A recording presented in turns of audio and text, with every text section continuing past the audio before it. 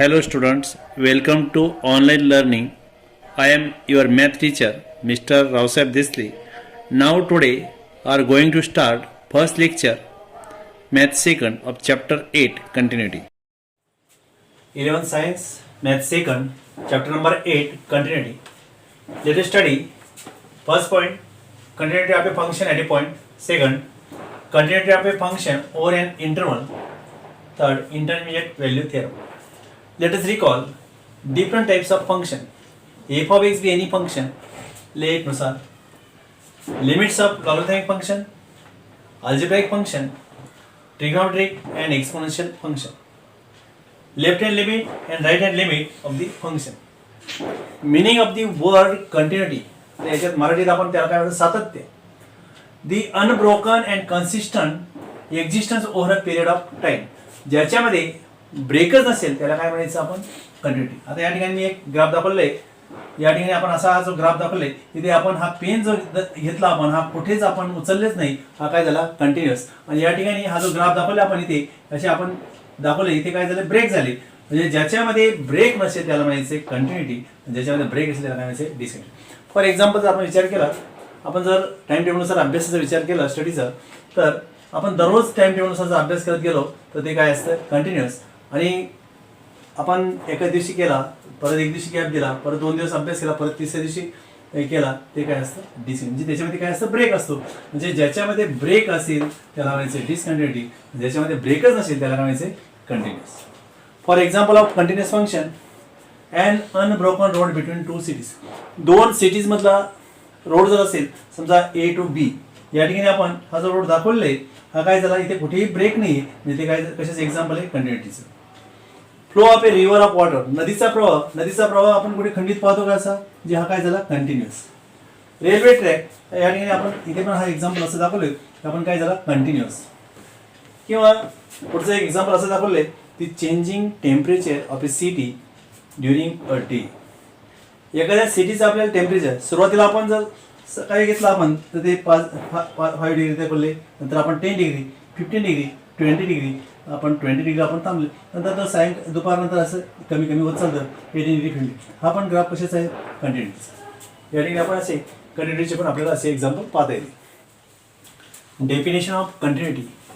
आता कंटिन्युटीसाठी आपल्याला आपण अगोदर लिमिट चॅप्टर घेतला. लिमिट चॅप्टर जर आपल्याला समजलेला असेल तर कंटिन्युटी आपल्याला सहज समजतं. आपल्याला डेफिनेशन ऑफ कंटिन्युटी पाहिजे. Function F of x. आता आपण फंक्शन चॅप्टरमध्ये टाइप्स ऑफ फंक्शन पाहिले. वेगवेगळ्या टाईपचे फंक्शन असतात. तुम्हाला आता मागे पण सांगितलं मी, लॉगरिथम असेल, एक्सपोनेन्शियल असेल, अल्जेब्रिक असेल किंवा ट्रिगोनोमेट्रिक असेल. Function F of x is said to be continuous at a point x equal to A if the following 3 conditions are satisfied. The first condition is f is defined at every point on an open interval containing a. आता इथे बघा for example मी सांगितलं open interval आपण इथे जर आपण 3 to 5 घेतला, आता 3 पण इन्क्लूड होत नाही 5 पण इन्क्लूड होते, म्हणजे कुठला असतो 4. म्हणजे 4 या पॉईंटला ते कंटिन्युअस कधी चेक करायचं असतं. किंवा इथे continuity at the point 3 to 8 असेल, आपल्याला 3 इन्क्लूड होत नाही 8 इन्क्लूड होत नाही, मग मधले जे पॉईंट असतील 4 5 6 आणि 7 या पॉईंटला आपल्याला चेक करायचं असतं. आपण फर्स्ट कंडिशन आहे f is defined at every point on an open interval containing A. Second condition आहे आपल्याला जे फंक्शन दिलं असतं मग limit as X tends to F of X ते सॉल्व्ह करायचे, कुठले तरी आपल्याला व्हॅल्यू मिळणार आहे. जे limit as X tends to F of x काय होते एक्झिस्ट झालं पाहिजे. आणि थर्ड कंडिशन आहे limit as X tends to F of x is equal to F of ए येत असेल तर फंक्शन काय असणार आहे कंटिन्युअस. आता या ठिकाणी मी एक एक्झाम्पल सांगतोय. For example consider f of x equal to x square and let us discuss the continuity of f at x equal to 2. या ठिकाणी आपल्याला गिवन मध्ये फंक्शन दिले f of x equal to काय x square at the point x equal to 2. म्हणून इथे आपण given f of x equal to x square at the point x equal to 2 आपण x equal to इथे आपण जर 2 टाकून घेतला f of 2 काय येते 2 चा स्क्वेअर काय येते 4. याला नंबर 1 दिला. Limit as X tends to f of x is equal to limit as X tends to x square. आता इथे पहा या ठिकाणी याच्या डिनोमिनेटरला कुठला आहे, डिनोमिनेटरला नॉट इक्वल टू काय 0 आहे, म्हणजे डिनोमिनेटरला काय 1 आहे. पण डिनोमिनेटर नॉट इक्वल टू 0 येत असेल तर आपण काय करतो डायरेक्ट व्हॅल्यू x इक्वल 2 टाकायची, मग 2 चा स्क्वेअर काय येते 4. आता हे दोघं इक्वेशन पहा from equation first and second याची पण व्हॅल्यू 4 आली, याची पण व्हॅल्यू काय आली 4, म्हणजे एफ ऑफ 2 ची व्हॅल्यू 4 आली. Limit as X tends to F of x equal to काय आले 4 आले. From equation first and second limit as X tends to F of x equal to F of 2 या ठिकाणी आताच जे मी सांगितलं तुम्हाला limit as X tends to F of x equal to F of येत असेल तर फंक्शन काय असतं कंटिन्युअस, म्हणून the function F of x is continuous at the point x equal to 2. Observe that. आता या ठिकाणी पहा F of x equal to X square, आपण F of x equal to X cube घेतलं, F of X raise to 4 X raise to 5 X raise to N, किंवा F of x equal to आपण या ठिकाणी X square plus X plus 5 या टाईपमध्ये काही घेतलं म्हणजे हे काय आहे polynomial function are continuous at every point. हे कुठल्याही पॉईंटला ते काय असणार कंटिन्युअस. इट फॉलोज दॅट हे काय झालं पॉलिनॉमियल फंक्शन झालं. मग एव्हरी पॉलिनॉमियल फंक्शन काय असतं continuous of a function x. या ठिकाणी आपल्याला लक्षात आलं पाहिजे पॉलिनॉमियल फंक्शन काय असतं continuous.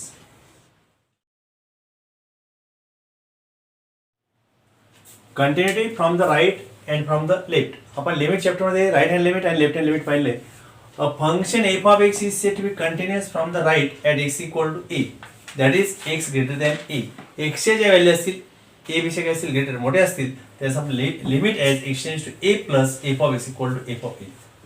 A function f of x is said to be continuous from the left at x equal to a, that is x less than a. मग left hand साइडला आपण लिमिट एज एक्सटेंड्स लेस than ए याचा अर्थ काय होतो एक्सच्या ज्या value असतील ते काय असते ए पेक्षा लेस असतील लहान असतील त्यास आपण लिहितो if limit as X tends to A minus F of is equal to F of ए.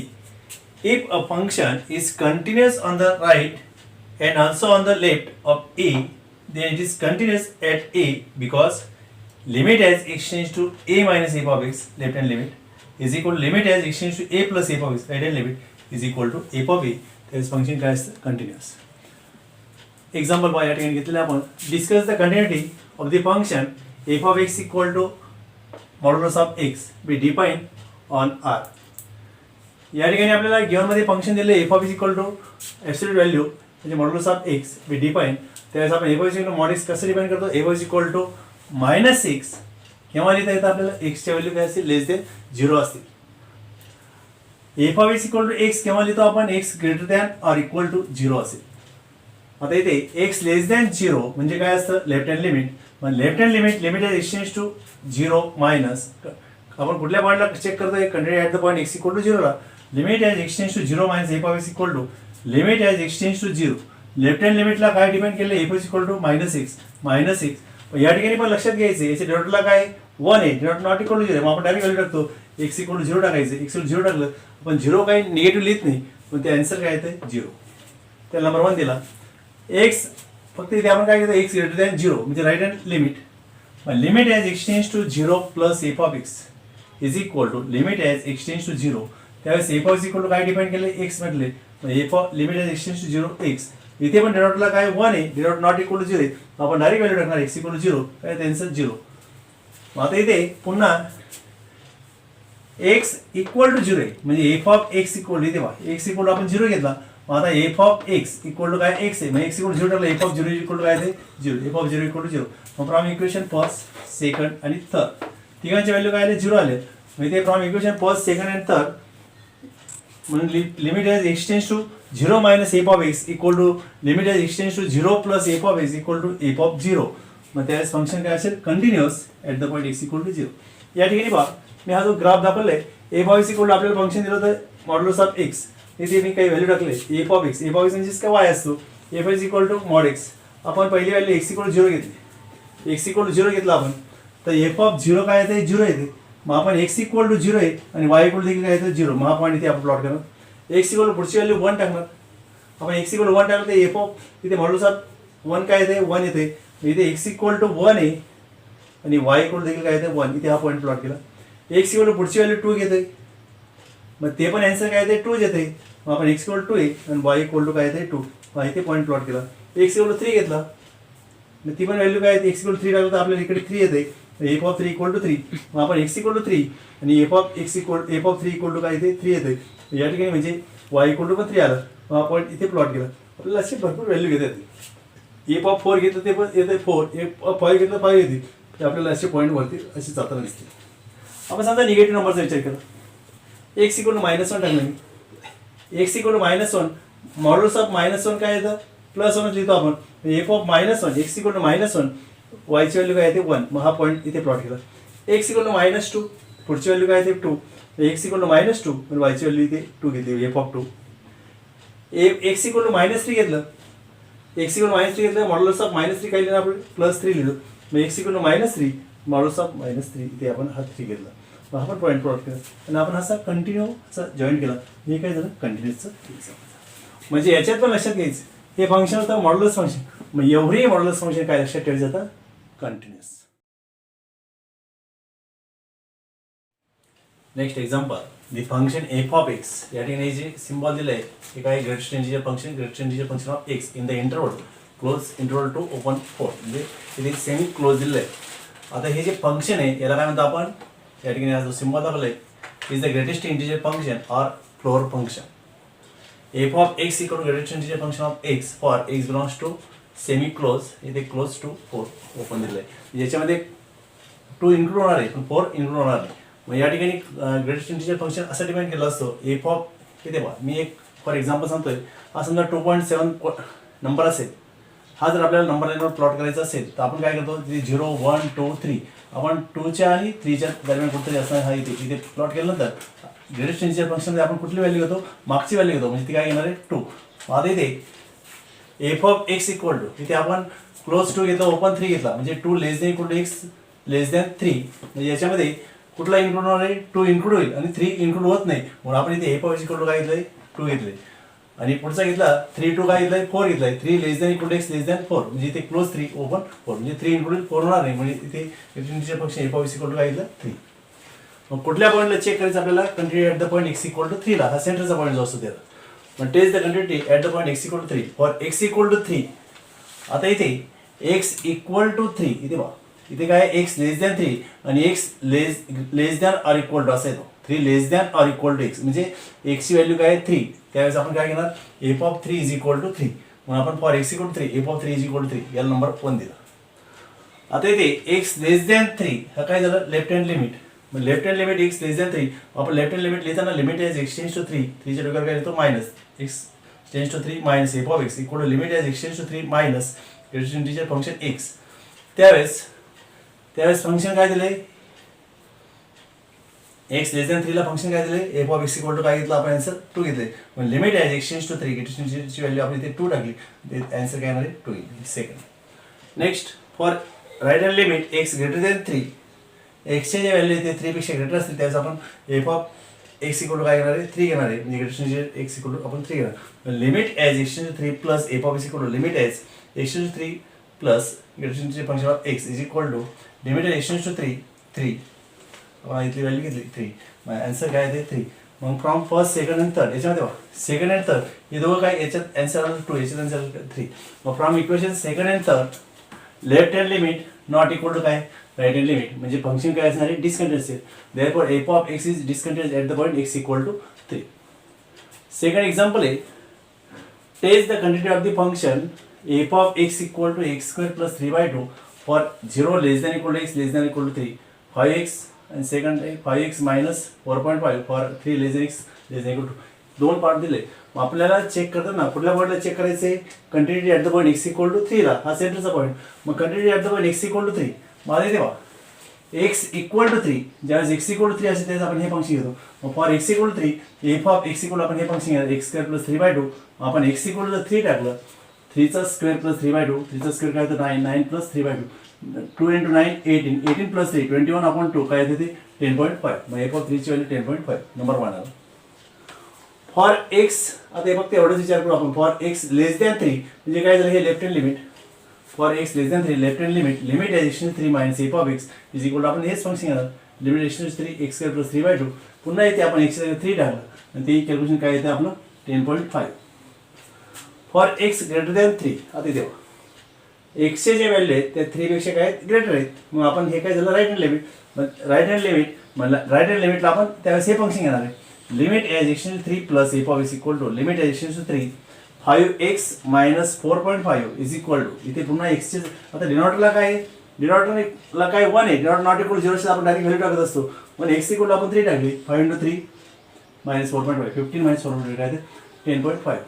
मध्ये देवा first second and third from equation first second and third limit as x 3 F of x equal to काय आलं f of 3 F of x काय असेल continuous at the point x equal to 3.